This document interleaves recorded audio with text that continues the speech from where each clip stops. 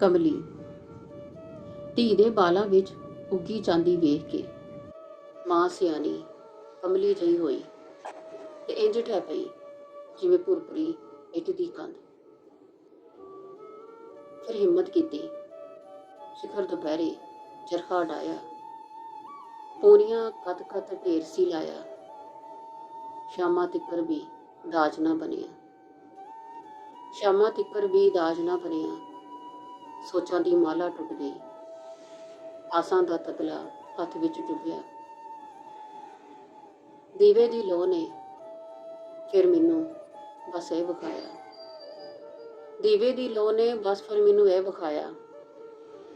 ਮਾਂ ਲੀੜਾ ਮੂੰਹ ਤੇ ਰੱਖ ਕੇ ਇੰਝ ਨੁਮਾਨੀ ਰੋਈ ਜਿਵੇਂ ਸਾਡੇ ਘਰ ਵਿੱਚ ਕੋਈ ਜਿਉਂਦਿਆਂ ਮੋਇਆ।